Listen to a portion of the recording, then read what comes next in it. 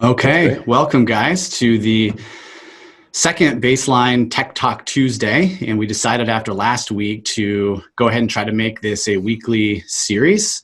So for all of you that are here today and have already registered for today's event, you'll be notified next week with a link and you can join if you are available. And if you're not available, you can go to the YouTube page that Dan mentioned and watch the replay. So today we're going to talk again about something you can do on site prior to startup while you're visiting the site and making that trip out there, which is to update the firmware of the controller. And we thought that not only to just talk about this with you all, but to also bring in Bob Beers, who we have here. He's the Baseline product manager. So Bob spends a lot of time working on hardware, software, firmware, and we thought it would be a good opportunity to introduce him to all of you that may not have had a chance to meet Bob, and then allow him an opportunity to speak to the firmware and then a little bit about the processes that are sort of under the hood at Baseline. And so with that, why don't I hand it over to Bob for a couple minutes. Cool. Thanks, Andy. Yeah, and thanks everybody for joining the webinar and for visiting with us today. So yeah, I'm Bob Beers, and I work in product management for Baseline. So kind of one of the key roles that I fill for Baseline is working between our customer base and our engineering development team, our support team, and sales teams, making sure that we're capturing everything that we need for market research and for what our customers are looking to achieve and accomplish with our technology and our products, and that we're able to take that and then deliver it back to you guys with new features, new products, new functionalities, and that they behave the way you expect them to. For today's topic, I think it's a great one. Firmware is kind of something that's easy to overlook, but really it's the basis for how everything works. So if you have a piece of hardware, you can have circuits, capacitors, transistors, a processor, kind of like the brain of the hardware device. If you just take those, they're really not going to do anything. So you need firmware for that device, which acts as the logic and the language so the device knows what it is, what it's supposed to do, and then how it can communicate to other devices and other things. And so the firmware is what facilitates all of that functionality for a piece of hardware. When we talk about firmware updates, instances where we might need to update the firmware on a controller or other devices, it's because there's been an update for maybe a new feature. So we can talk about driving the technology forward and enabling new features and functionalities so the device can do things moving forward that it couldn't do in the past. A recent example of this would be with the base station 3200. Just a few weeks ago, we released a new firmware version that allowed the 3200 to log minute by minute two-wire data at the controller level, as well as capture it at the device level for every device attached to it on the two-wire path. The reason why we did that is so that the 3200 can send all of that up into the cloud, and then an app manager within our analytics platform, we could show you the real-time two-wire data for it, and then all of the historicals for it, going back into the past since when you started with 17.9, that particular firmware version. And so we had to go tell the 3200, here's a new language you need to speak, and here's some new functionalities we need you to do on a daily basis. So go talk to the decoder, get its update, remember it, and then send it to the cloud. So it could do that manually when you requested it before, but it needed a firmware update to automate that process and send it to the cloud. So sometimes we get firmware updates to enable new features like that. Other times we get firmware updates, or we'll send one out, is we work with other technology partners, like with our communication devices, for example. We have Ethernet radios, cellular modems, and Wi-Fi modules that we interact and talk to that are manufactured by other technology partners. When they update their firmware, and that device is now using maybe new languages or new words that we're not familiar with, we need to update it on our end too to make sure that those two things are talking correctly to one another. This can be true too with our server platform talking down to the controllers. Sometimes we'll have a firmware update to make sure that that speed of communication is optimized. It's reliable, stable, and fast. And so if we have an update on one side, we may need to update the firmware at the device level so that those two things are communicating to each other effectively. Another instance or another reason why we have firmware updates is for just overall product performance and product optimization. So we have hundreds of tests within the baseline engineering and development team that we're running every firmware version through 24/7 every day. And this is to try to track as many different configuration options and concepts as we can to make sure that the system behaves as we expect it to. But occasionally we'll roll something out and we'll run into that one site we hadn't been to or seen yet and see a behavior that we didn't quite expect. We didn't quite want it to behave that way at this given instance or in this given configuration. And that's something that we take back and learn from and then update the firmware and re-implement it so that we can account for those different configurations. An example. When you say you're testing the firmware, what does that mean exactly? So we have at baseline, at our corporate office, we have a test environment. So we set up a 3200, and then we've essentially build sites. So here's a 3200 with 70 stations. Some are conventional wire, some are 2-wire, and we build all the logic, and then we run schedules through it. So sometimes it could be moisture sensor based for automation or ET based or both, and we see how is it going to behave when we do X or Y or Z. And we can take an entire year's worth of behavior and performance and condense it down into a few hours, and then test and model how the system's going to behave in just a short amount of time so that we can check for any errors or say, oh, we didn't think about the substation in this example. They're not talking the way they should. So before we release the firmware out to the field, we can have ran it through thousands of tests and test hours before we actually move it out to market. So we can go out with a high level of confidence that we've touched all the bases that we need to touch. Mm-hmm. And so an example of that would be, I think what we'll talk about with 17.10 for the base station 3200. That's going to be the most recent firmware version we just released. And so this is an update for how the 3200 communicates and logs with a normally open master valve, which is pretty specific, right? We're getting down in kind of some of the nitty-gritty configuration feature performances, and we ran into something at one of our sites we hadn't thought of. So we captured that feedback, went back to the drawing board. We want to make sure it behaves as exactly as we think it should. And so after going back to the chalkboard and drawing this back out, we came up with a new way to do it, to talk to and log the data from a normally open master valve in specific configurations. And so 17.10 is one way in which we make sure that that is optimized. So if you have a 3200 with a normally open master valve, you want to update to 17.10 in order to make sure that that system behavior is as it should be. Yep. Great. Excellent. Should we, Dan, are you going to speak to when or if someone should update firmware in your time, or should we cover that now with Bob? Well, I think we could probably let Bob go, and then we could catch that before I jump into my section of it. Okay. And again, I'll just remind everyone that's, or point out that Bob, not only with the firmware, but he also works with our hardware, all the hardware configurations, the components, the performance components like control points, substations, flow stations, as well as base manager, as product manager for Baseline. So thank you, Bob.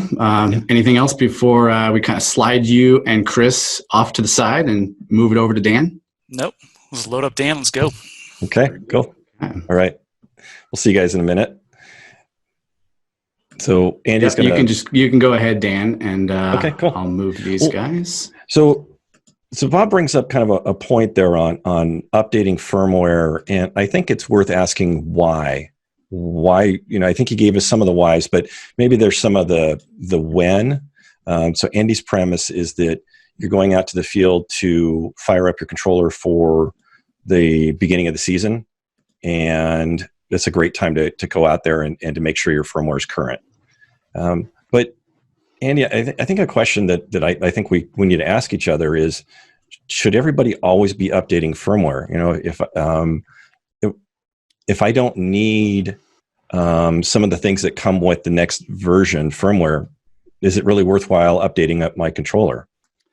Yeah, that I would say that let's see. So first I'll mention that we have controllers from the beginning of Baseline's time, 2004, 2005, 2010, 2012 that are continue to run with that version of firmware. No problem. They're standalone controllers. They're out there in the landscape. They're doing their thing. And the sites haven't required any new capabilities that would require new software.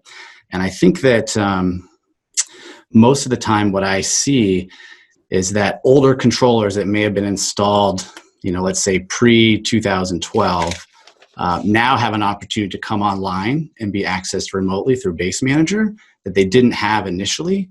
And so to make that leap and that jump from older versions to now connect with the new communication hardware and then connect to the web does require a firmware update. So I think that would probably be the number one reason we're seeing it, more controllers coming online.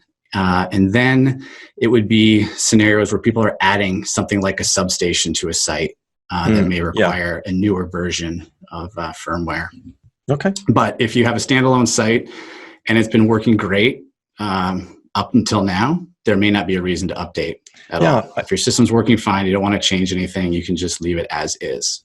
I think I'd agree with that 100%. So I'm going to jump into 3 different ways to update controllers. The first one that I want to look at is updating a controller that is not connected to Base Manager. So it's a standalone system. I also want to look at the second one I want to look at is a controller that is out and updating at the controller, but it's connected to Base Manager. And then the third one, I want to show you how to do update through App Manager for a connected controller. So I'm going to share my screen and show you what I got going on here. And let's get to the right screen. And the main, where we're going to start is at Baseline Systems webpage. So the Baseline Systems webpage, we're going to go to the Support tab. And over here on the left, we've got the Update Firmware. So on Update Firmware, I'm going to open this up. And here I've got update on the 3200, the Base Station 1000, the Flow Station, Substation, and then older products. Well, there's some this website, this page is very well vetted. There's a very detailed process that's been figured out for each particular firmware version. And if you follow this process, you'll be successful. If you vary from this process, you may not be happy with the results. So one of the things they're saying here is let's look at the hardware version, what's actually in the box before you move on. So let's jump into the actual firmware. So here's the different versions of firmware that is available. So if you've got, we can here's a version 12.34. I've got a version 16.6. I've got several versions of 16.6. I've got several versions of 17, several different steps. Now, I do want to mention, once I'm in version 17, any version of 17, jumping all the way to the last 17 or the most current 17 right now is 17.10. 17.2 to 17.10, easy, a relatively easy update. But jumping from 16 to 17 is a bigger step. And that's something you really want to make. I've heard that referred internally at Baseline as rev codes, or a rev of code. So we might have rev 12, rev 16, and rev 17. Right. As sort of 3 different rev or platforms that may require different protocols for updating between those 3. Right. And I would say that, this jump between rev 12 and rev 16 is pretty significant. And then there's a not quite as severe, but there is another significant jump from Rev 16 to 17. And those, don't take those lightly. So there's a process that's spelled out on here, and if you follow that process, you'll be in relatively good shape. Once you've figured out, based off a hardware and firmware version, you can actually download the version here. So on this download button, there is a file that we can download and save. Now, this wants to download a zip file on version 16, but version 17 wants to download this bin or bin file. They're slightly different files, and you have to treat them differently. And we talk about that in the criteria on the process here. So once you've downloaded your version of firmware onto a USB, and I like using a series of USB drives, right? Because now I have multiple steps here. What was your comment you made yesterday about bringing a computer with you? You said bring a computer. Yeah, so I would say that Dan is right. You can make mistakes when you're updating. The one mistake you don't want to make is you want to back up the controller to a USB drive. So step number one, which I made the mistake at one point, while at a professional sports stadium, standing on the 50-yard line, updating a controller, I goofed up and, of course, thought I knew what I was doing, didn't back it up, and thankfully had my laptop with me so I could reach support for some extra level of support.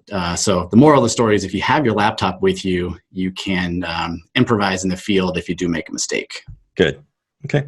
So I'm going to walk you through the process here. I'm going to go back to sharing my screen here, and interrupt me at any point if you have something you want me to explain a little further. But here I'm going to update this first version. I'm going to update from my controller via USB.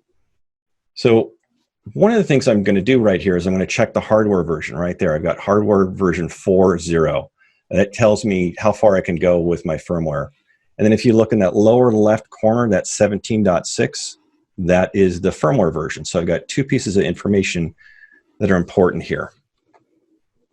Now I can go into, I can back up. So I've inserted my USB. I've got my whole series of USB drives, and under data management, I can back up to USB. And as soon as I hit enter, now I have a restore point that I can use. So should anything go sideways, I have that available to me. After I backed up to my USB, my current configuration is backed up. Now we can talk about updating the firmware.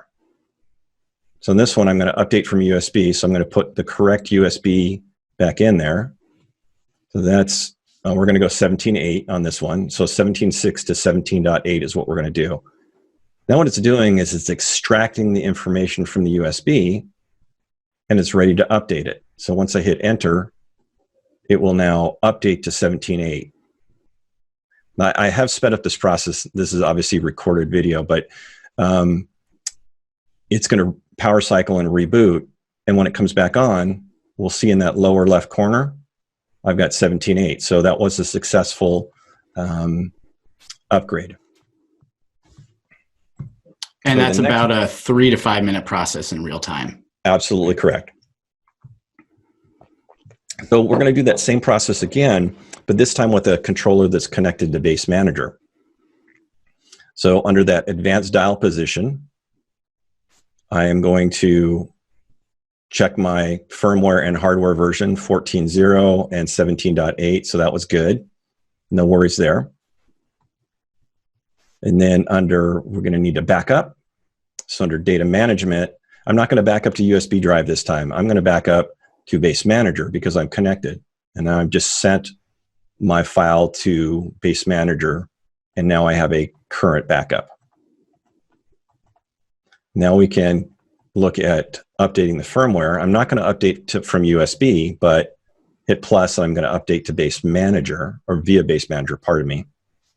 And something that's worth mentioning here is, you noticed I'm on 17.8 right now. The new version it will take me all the way is to 17.10. There is a 17.9 that's in between there. But when I go to Base Manager, it knows how far it can move through version 17 or Rev 17. So will it only go to 17.9 and I have to do an intermediate step, or can it take me all the way to 17.10? That's one of the benefits of being connected to Base Manager for updates, is updating firmware, is it will take me 2 steps. What if I was doing a USB, I might do it, not know it, I might do it multiple steps. Right. Now, Dan, can you pause that for a second? Yeah. Talk to us about how that is different from going from version 12 to 16 or 17, because if I'm not mistaken, Base Manager won't just take a version 12 all the way up to version 17. We have to two-step that through version 16 first. Absolutely correct. And that is what's kind of nice, is if I was on version 12, it wouldn't let me go all the way to 17.10 when I'm doing it through Base Manager. But that's also detailed in our on our support page. We let you know how far you need to go. But there are intermediate steps. If I was on 12.34, there would be intermediate steps to get to 1710. But then even the question to answer is, what do you want to get out of that? Why do you want to go through those steps? Do you want to get pressure? Do you want to have a security update? Those are some things that might be reasons to do that. So once we're ready, we can now enter that update. And now I see it's downloading right now. It's going to power cycle through, even though I sped it up. Now I'm back to 1710, and that was a successful update on the firmware. Now let's take a quick look at the 1000. This is an even simpler process. On the 1000, we want to back it up. So I'm going to first go to backup and restore. And once I hit OK, I can back up to USB or base manager. I'd have to insert a USB drive. And then the next step is going to be firmware update. And I can also update from USB or from base manager. But when I open up, I can see what the current version is. Well, 1.22 is the most current version on the base station 1000. So I'm not going to actually update it. But the USB drive is in a different place, right? We have to open up the back and find it. It's not on the faceplate. That's probably the biggest difference as far as the hardware. So the last thing I wanted to show you was backing up through App Manager. So on App Manager, we're going to go to baselineapps.net, the same way you should be going into Base Manager, and log into your particular account. This is my training controller account. This time I'm not going to go to Base Manager, I'm going to go to the Admin tab. And on Admin, I'm going to manage a base station 3200. Now find the particular controller you want. This demo controller is my office controller. And we can see on this one that the current version is 17.6 on this one.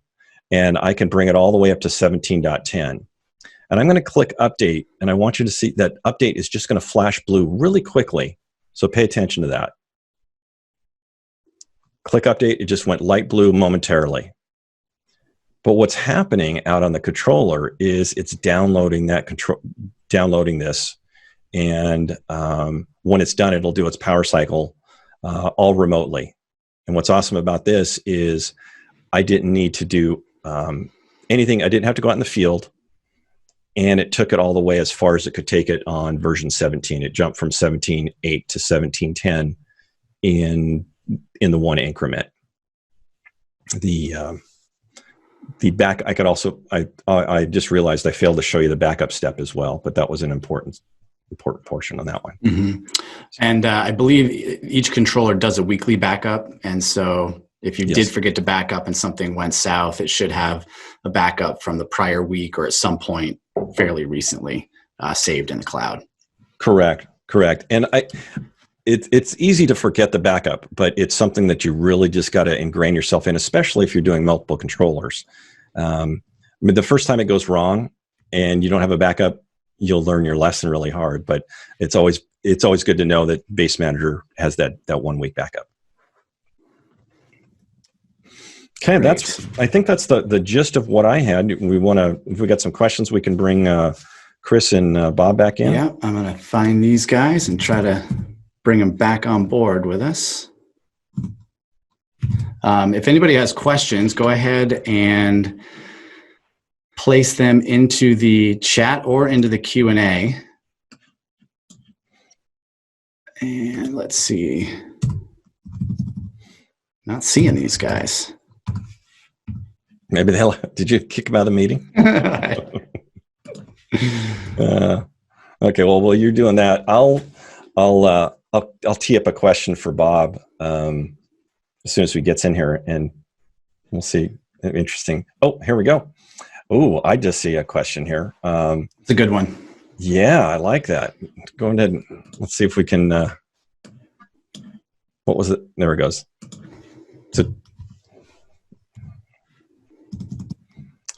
So what was that? What was that one that it just went away that I don't see from Lisa? Oh, how do we update a 3200 that's in a C cabinet? And let's remind people what a C cabinet is in case there's some new users that aren't familiar with that. Yeah. So our current metal cabinets are the X cabinets, and that's what I was showing you on the screen. That is, I'm trying to think what the standard dimension is. It's a little deeper, and the C cabinets are a little shallower, and I think if I'm correctly, they're a little more rectangular and a little taller and a little narrower. The face panel flips up vertically. That's right. Versus horizontally. That's an easy way to tell. Yeah, there's only so far you can go on those, and this would be a great. I've only got so much information on it since those predate me. Andy, I'm going to kind of lean. Yeah, those have an older version of hardware, so I can't tell you exactly which version of firmware, but those controllers also don't have the Ethernet port on the back. And so typically the C cabinets are more of a legacy product that aren't really connected to Base Manager in the same way that we have today. Mm-hmm. And Chris and Bob, if you guys are listening, I'm not seeing you as an attendee, so if you wouldn't mind exiting and jumping back, we could try to add you that way. Otherwise, Dan and I will just shoot from the hip here and continue to answer questions. Yeah. Hey, Nick's got one, which is good to see you, Nick. The backup on Base Manager is only for the last week of data. No, it backs up automatically once a week to the cloud, but it should have your full configuration on there. But to Nick's point, it's possible to have week-old data on your backup. If you had a crash or a car mode down your controller just before you were to back up, you would have week-old data. That's absolutely correct. But when I updated to Base Manager, it immediately pushed it, and that's why I'm doing it right now. So I have the most current one. Mm-hmm. John asked a question here on anytime has a USB not worked, has it ever been an issue? So there is a little trick that I have seen before, and if it doesn't immediately recognize the USB, because the USB is a piece of hardware, there's potential for corrosion on that port and have other issues there. When you power cycle a controller, when you essentially unplug it and start it back up, it's doing its system check, and because it's running a Windows program. And at that point, when it says checking USB, you can insert the USB then, and it will definitely recognize it then.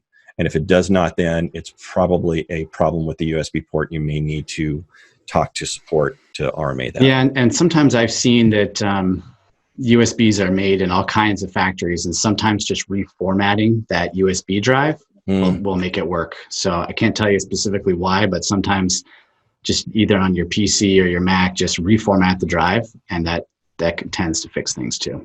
Good. Okay.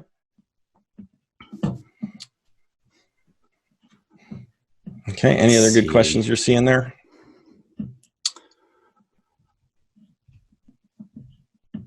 There's a couple here that are lengthy, so I'm reading through.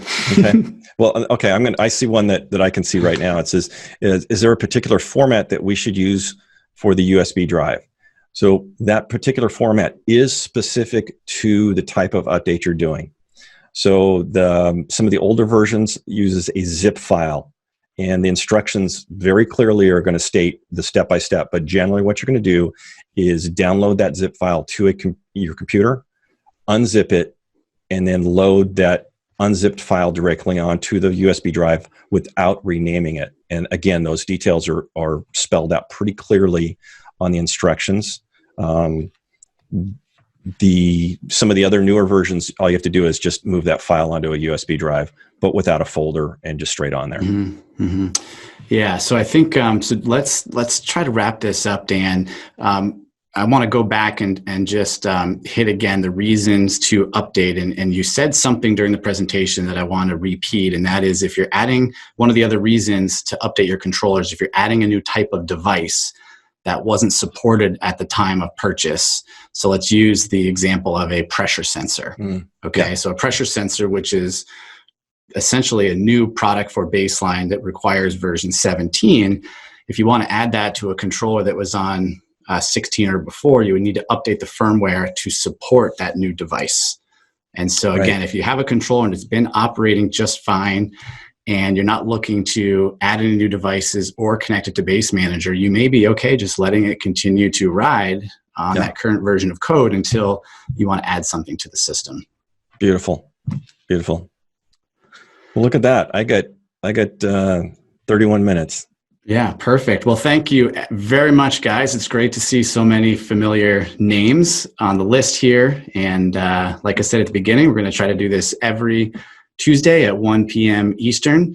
And if you're on the call today, you'll automatically be notified next week before we jump onto Zoom. So thanks again. So glad to have you. What's next week? What are we talking about next week? Next week, we're going to be talking about flow performance. So again, when you're going out to a site to start it up, it's a great time to either do your learn flow for the first time, if you've made any changes to any zones, added heads, removed heads, changed nozzles, it's a good time to do a learn flow. So we're going to talk all about flow and optimizing that for performance. Very cool. Look forward to seeing you all then. Okay. Take care, guys. Bye-bye.